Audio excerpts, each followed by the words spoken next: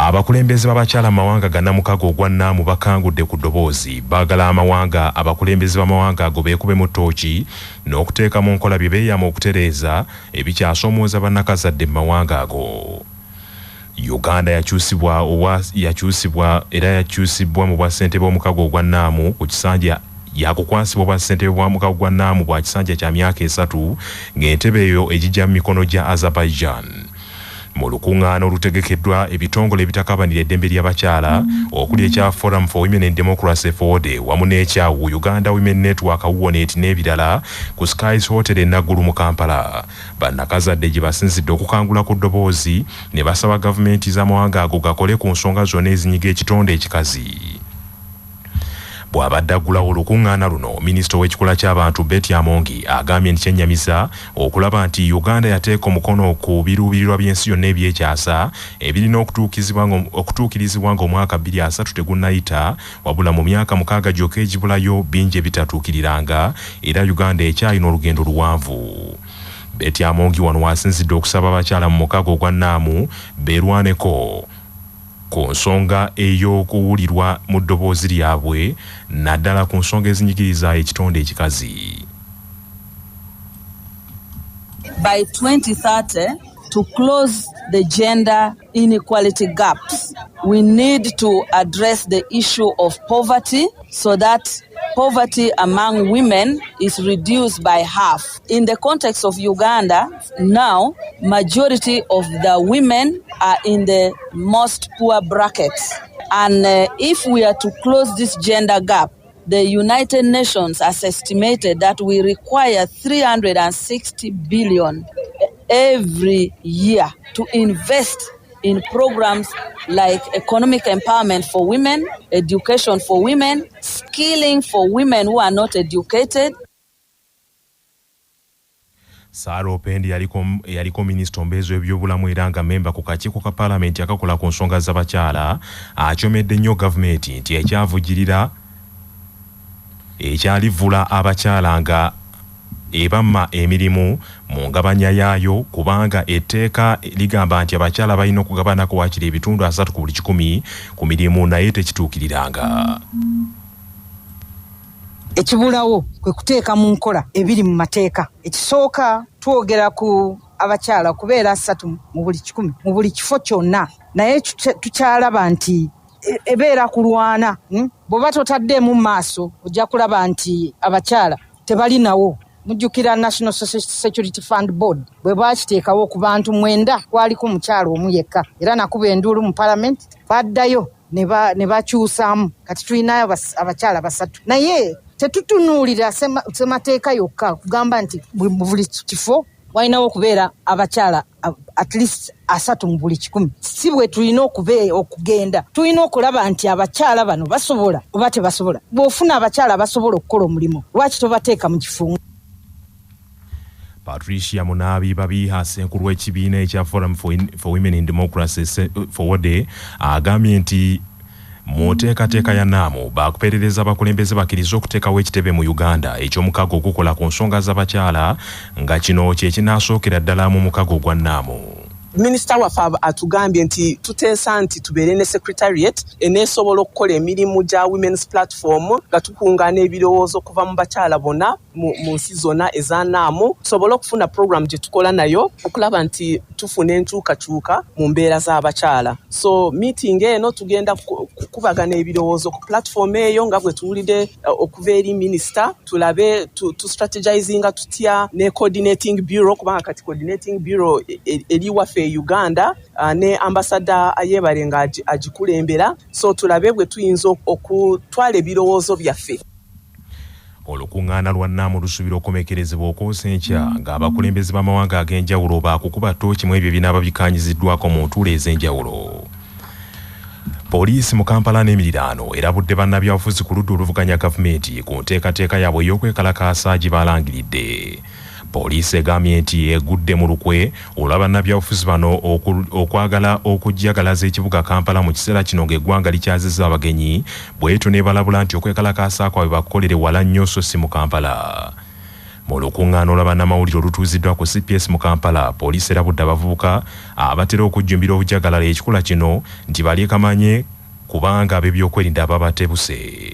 Amyuka omwogezi wa poliisi mu Kampala n'emiriraano Luuko Oyesigire bano abawadde gabuwa nti bagumiikiriza abagenyi bamale okukyaluka olwo baddeyo mu nnyombo zaabwe. Tegezaako poliisi mu butongole sibiri ebyogenda ku social media ne boogera nti batutegeezezza batulowa enambika yaabwe butya bwe banaatambula kifo kino bakuŋŋaanidde.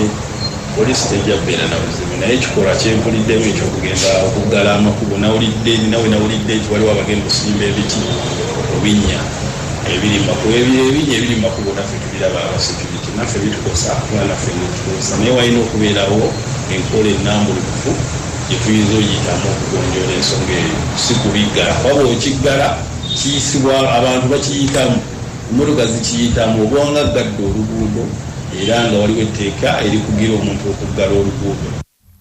Luuko Oyesigire mu ngeri y'emu agambye nti poliisi yeebazizza bannakampala bakolaganya obulungi n'ab'ebyokwerinda mu budde buno olw'okukuuma obutebenkevu mu kaseera akazibu nga bakyazizza abagenyi. Kkooti enkulu mu Kampala egaanye okuwulira okusaba okw'okuyimbulwa kakalu okw'abasibe abaana abavunaanibwa emisango egy'okutemula Henry Katanga wabula n'ebawa amagezi nti balinde ekinaavaamu okusaba kwa Ssaabawabi wa gavumenti awakanya engeri kkooti ey'Ennakawa gy'ekuttemu omusango gwabwe. Omusasu waffe Betis wa Mukisa kaatuwa ebisingawo. Ababadde basaba okweyimirirwa kubaddeko bawala b'omugenzi babiri, Martha Nkwanzi ne Patricia Kakwaza, omukozi w'awaka George Emanyire n'omusawo Charles Otai. Abaana b'omugenzi bavunaanibwa omusango okwonoona obujulizi obwali bugenda okukozesebwa mu musango ogw'okutemula taata waabwe Henry Katanga. Ate ye omukozi w'awaka Emanyire n'omusawo bo bavunaanibwa omusango ogw'okuyambako abo abagambibwa okuba nti be baatemula omusuubuzi ono Katanga. Bano bwe balabiseeko mu kkooti, omulamuzi Isaac Muwata owa kkooti enkulu abategeezezza nti si mweteefuteefu wakuwulira kusaba kwabwe olw'ensonga nti waliwo okusaba Ssaabawaabi kwe yateeka mu kkooti ye ng'awakanya engeri omusango guno gye gukwatiddwamu kkooti ento Ennakawa. Ono abategeezezza nti agenda kusooka awulirize okusaba okwo awe ensala ye n'oluvannyuma ensonga zaabwe ez'okusaba okweyimirirwa zijja kutunulwamu. Omulamuzi ategeezezza nti waakuwa ensala ye mu kusaba kwa Ssaabawabi wa gavumenti ng'ennaku z'omwezi 24 omwezi guno ogwa January. Okusinziira ku bujulizi obuli mu kkooti kigambibwa nti omusuubuzi ono Katanga yattibwa ng'ennaku z'omwezi 2 omwezi ogwa Novemba omwaka oguwedde mu maka ge agasangibwa Embuya ku Chwa 2 Road mu division y'e Nakawa. Oluvannyuma lw'okufa kwe omukozi w'awaka bawalabe n'omusawo ssaako ne Namwandu Mmole Katanga baggulwako emisango egy'enjawulo omuli n'omusango ogw'obutemu. Namwandu Mmole Katanga tanalabikako mu kkooti olw'ebigambibwa nti akyali mulwadde. Ku lwa 88 CBS FM. Omumyuka wa pulezidenti w'eggwanga retired Major Jessica Lupo akowodde amawanga agali mu mukago ogwa Nnaamu okwogeza eddoboozi limu ery'omwanguka nga balwanyisa ebizibu ebifungamye mu mawanga gaabwe okusingira ddala obwavu n'ebbula ly'emirimu. Omusasu waffe John Musisiika atuwa ebisingawo. Omumyuka w'omukulembeze w'eggwanga Jessica Lupo bw'abadde aggulawo olutuula luno olwetabiddwamu baminisita bonna n'okusingira ddala bavunaanyizibwa ku nsonga za muwanga amalala okuva mu nsi zonna ezikola omukago guno ogwa Non-Aligned Movement Nnaamu ategeezezza nti amawanga gano gasaanye googeza eddoboozi eryawamu bwe babeetagwa okuva mu nvuba z'obwavu n'abantu be bakulembera bakome okuyagga n'okugenda mu mawanga amalala nga banoonya emirimu olwo ebbula ly'emirimu lifuuka olufumo.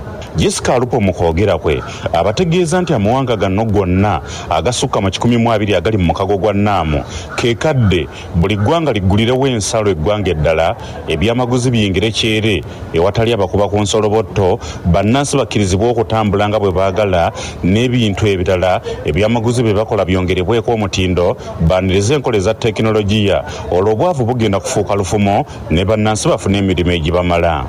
And in turn enhance the capacities of all economies to increase global demand, create jobs for our people, and also create market among economies, but also all the nations, the world.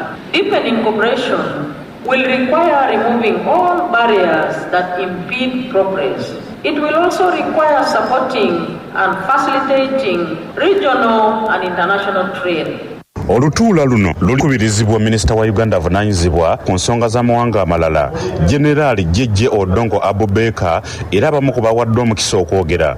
Ye Minisita w'eggwanga erya South Africa avunaanyizibwa ku nsonga z'ebweru w'eggwanga lino Naledi Pandor. Ono olukutte omuzindala awanjagidde bammemba bannaamu ke kadde bonna boogeza eddoboozi lyawamu ku nsonga z'olutalo luli wakati wa Israeli ne Palestine. Israeli ekakibwe okufuluma olwannanda lw'e Gaza lwa nsonga obulamu bw'abasalumanyi obuwerako butokomoka. We are witnessing what we as South Africa believe is a genocide of unprecedented proportion. It is for this reason that our country has referred the situation in Palestine to the International Court of Justice, where we seek provisional measures, including ordering Israel to stop its military campaign in Gaza. Olukuŋŋaana luno lukyagenda mu maaso era nga bammemba bangi bawa ebirowoozo eby'enjawulo n'ensonga ze baagala zitunulwemu. Lwakina na 8 CBS FM Radio lwasamayinja munnanda gwe Musisi John.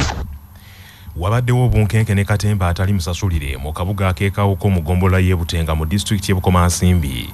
Omuvubuka bwe yeesuddemu akamba yaaya n'ayonoona ebintu ate n'agezaako okwekumako omuliro. Omusasi waffe Mubaraka Sebufu Junior akabituwe. Omuvubuka ategeerekeseeko erya Kirunda ye yeewanisizza bannakawuka emitima ng'asoose ku paakinga pikipiki ye ku siteegi ya bodaboda ekawuko nga pikipiki eyo abadde agisibyeko akuuma akakongola kasooli. Olwo n'asikayo ennyondo n'atandika okukoonakoona yingini y'akuuma ka kasooli yonna n'agyabya. Abatuuze bagezezzaako okulemesa oyo okukola effujjo bw'atyo. Kyokka ye yeetooloddemu katono okulaga nti abivuddeko. Akomyewo na jambiya kw'ossa eccupa y'amafuta n'akabiriiti. Wakati mu kutegeeza nti amusemberera gw'atemaatema bamuleke ayonoona bintu bye era ejjambiya gy'akozesezza okusalaasala waya za pikipiki. Abatuuze okubadde muwonge embuzi nnume bategeezezza Kyabassa nti abadde atandise okutematema emipiira gya pikipiki. Kyokka ejjambiya gy'abadde akozesa n'egaana. Olwo omukinjaaji amanyiddwa nga Zebidaayo kwe kumuyita mu kakodyo ak'okumuwa ejjambiya esala obulungi nti ono ejjambiya gy'abadde akozesa n'agisuula agende ewa Zebidaayo afune ejjambiya esala. Abatuuze kwe kumuvumbagatira ne bamusiba akandooya. Katemba omulala abaddewo. Omuvubuka omu bw'alumiriza nti eyo njaga ate omulala n'ava ku bbali n'atandika okumuyisaamu empi wakati mu kumubuuza oba enjaga gy'abalumiriza yagibagulira. Ekiddiridde ye ŋŋuumi okunyooka wakati mu luguudo. Ku lwa CBS FM ey'obujjajja n'antasingwa Mubaraka Sebufu Junior ndi Bukomansimbi. Bannakibiina ky'NRM mu disitulikiti y'Ejjinja e Busoga ab'emitendera egya wansi bafumiridde bakama baabwe ku ntikko olw'okubasuulirira ne batabawa buyambi yadde ebikozesebwa. Bano okuli bakaada ab'obukiiko bw'abakyala ne bassentebe b'ebyalo ab'NRM, abavubuka n'abalala babadde mu nsisinkano ne minisita w'ensonga z'obwa pulezidenti babiri Emile Babalanda ku City Hall mu kibuga Jinja. Abakyala nga bakulembeddwamu Namuddu Harriet bategeezezza nti ekyamu nnyo bakama baabwe okubajjukiranga ng'akalulu katuuse. Baleka emirimu gyabwe, baleka abakyala bano n'abaami bayiribi ezitalina mulimu gw'ofiisi aye alekerera yakati titeewonaana bandesi era ebigere yabyolekeza wa so bano abakulembeze tubekisiriyasi abantu bano batwetaaga twena tubeetaaga muleke nga kutwetaaga gwe mwendera imwe wamunayendanga nga imwe mukola ki oli wulya no let us be organized. This is a ruling party. President w'eggwanga erya Comoros Azali Assoumani Kyaddaaki awangudde akalulu era nga ono ajja kuba ng'afuga eggwanga erya Comoros emyaka emirala 5 okusinziira ku Electoral Commission mu ggwanga lino erya Comoros. Bavuddeyo ne balangirira ne bagamba nti President Azali Kyaddaaki awangudde akalulu. Kakati wabaddewo obunkenke n'okusika omuguwa mu ggwanga lino erya Comoros mu kibuga Moroni oluvannyuma lw'okuba nti babadde nga balangiridde results.